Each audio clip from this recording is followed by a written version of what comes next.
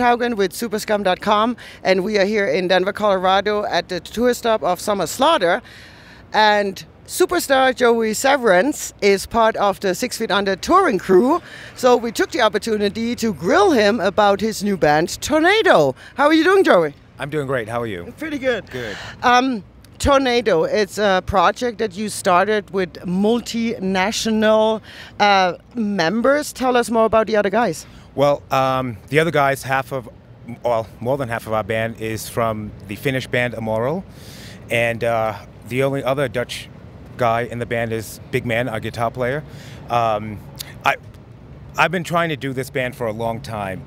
The problem was, where I live in Amsterdam, the Dutch people are very reserved, and I'm kind of an over-the-top kind of guy. No. So I wanted to have people in my band. I wasn't focusing on their playing ability. I just wanted 5 guys that looked like they were in a rock band to walk on the stage. So I had done a tour with Fintroll about 5 years ago, maybe 6 years ago. Fintroll, Nagelfar, Amoral. That was their first tour, and I just hit it off great with the guys, Ben, Starvin Marvin. So I just thought to myself, you know, if I'm ever going to put together a band, those are going to be the first guys that I asked.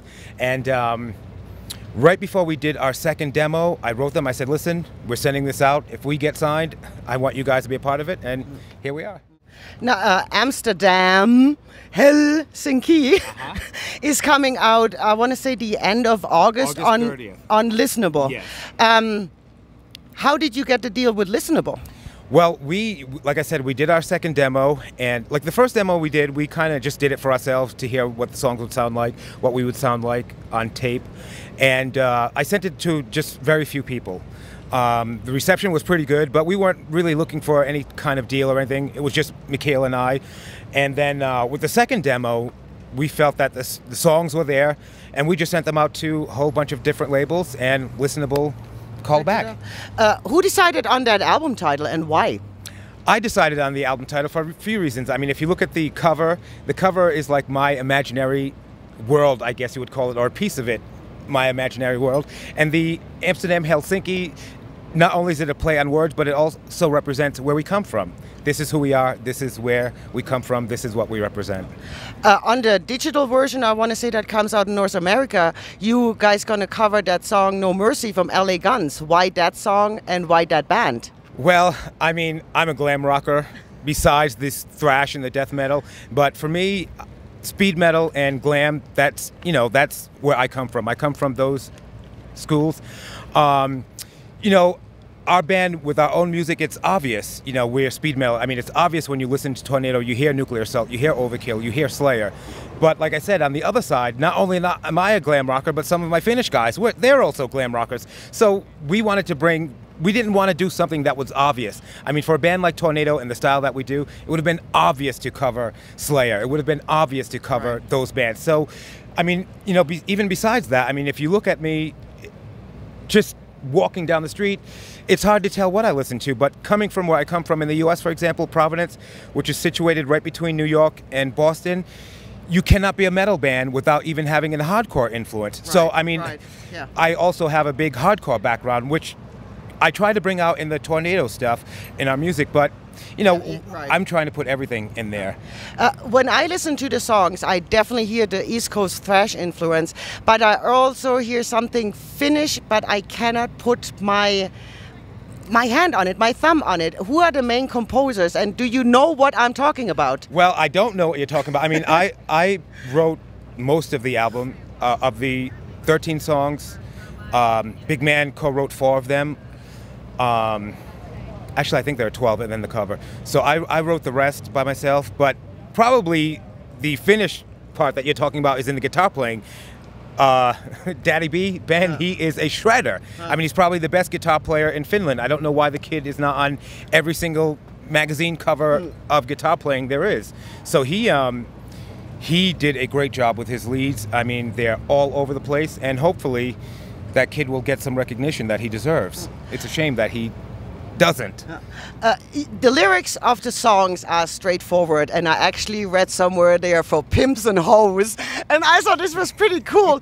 And but you also have very controversial lyrics, especially in priesthood pedophilia. Right.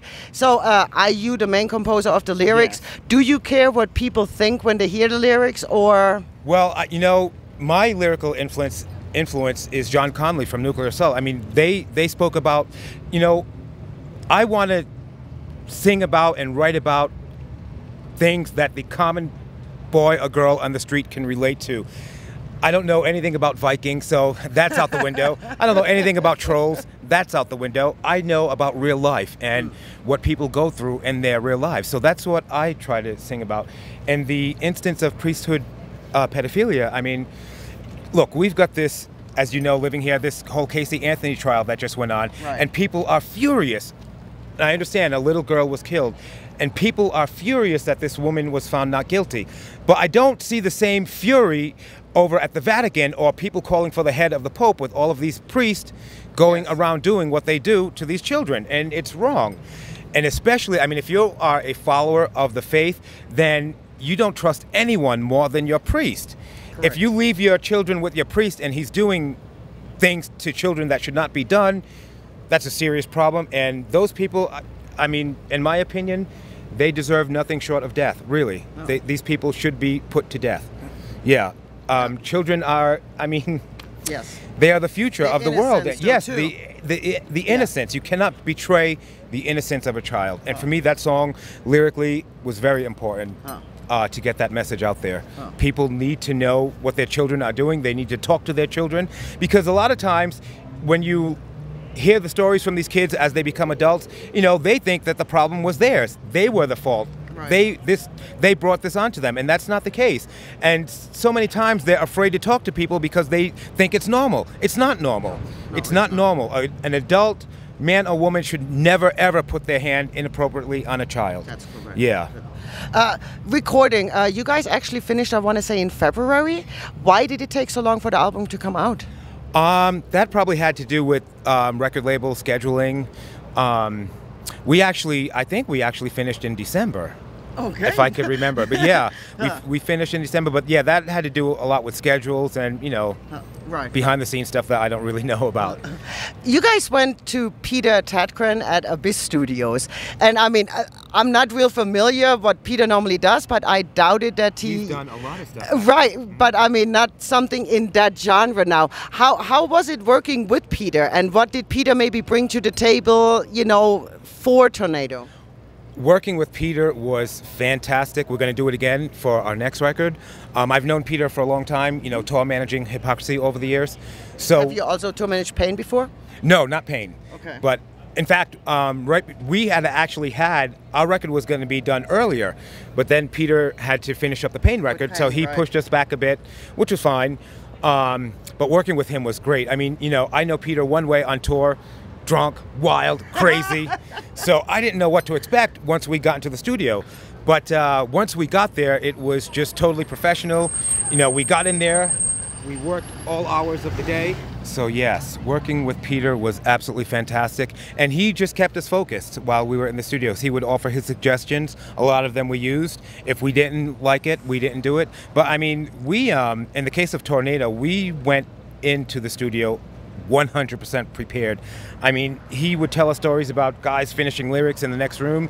We went in, we recorded the songs as they were. We didn't change any arrangements, nothing. The songs were 100% ready to be recorded by the time we went in. So that made things a lot easier as well. Right. Speaking of the record, what is your favorite track on the album? Mine is by far 3 of 8. 3 of 8? You know, I like 3 of 8 too. If I had to pick an absolute favorite, I mean, I want to say A Bold Statement only because... It's the opening track, right? Yeah, the opening track. Only because in those 2 minutes, you get everything that our band is about. But besides A Bold Statement, it depends. One day it's Hate Worldwide. Another day it's Priesthood Pedophilia. So somewhere between one of the two. You also were involved with the Jersey Thrashers Gothic Slam way back when, 8,000 years ago. Yeah. So how would you compare Tornado to Gothic Slam? Well, you know, Kids, look up Gothic Slam on YouTube, please. the difference between Tornado and Gothic Slam is Gothic Slam was someone else's band, so I had to work within their realm, whereas Tornado is my band, so I can do what I want with it. I could dress the way that I want. So for me, it's always easier and better when you're doing your own thing. But the Gothic Slam thing was so long ago, and for me, it's just like an afterthought. I don't even think about it. The album got, I mean, extremely good reviews in the European press. Yeah. Do you think it will be received like that too, also over here in the States? You know, it's hard for me to tell because I haven't lived in the States for so long, so I don't really know what people are listening to here. But what I do know is this. Our record is filled with songs, and by song I mean choruses that you could sing along to, riffs that are catchy, and for me that was one of the big things of when I was putting together this band. I wanted this band to be the band that I'm not seeing.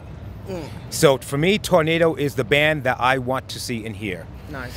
See visually on a stage, I want a band to look like what a rock band looked like. When we walk down the street, I want people to say, hey, they're a band. Right. And that doesn't happen anymore. When I was growing up listening to music and going to shows, you knew who the guys in the band were. You knew who the people were coming to see the show. Nowadays, it's a blur. You don't know who's doing what. And for me, it's very important. I see rock and roll, I see metal as an escape, a fantasy. And this is my own fantasy world that we're creating. So that's what we're trying to do. So what's in store for Tornado once the album is released? Well, right now we're just waiting to hopefully get on someone's tour. So any band out there listening, any booking agent, step up to the plate and be brave. Take out a new band that will give And you that is Europe and US? Yes, Europe, US, China, Japan. We don't care. We want to go anywhere there's people and electricity. If they want us to come, we will go. Yeah, definitely. So that's what we're looking forward to. Touring is the next step. Cool. All right, well, good luck with your band and good luck with the rest of the Summer Slaughter Tour. Thank you. Thank you very much.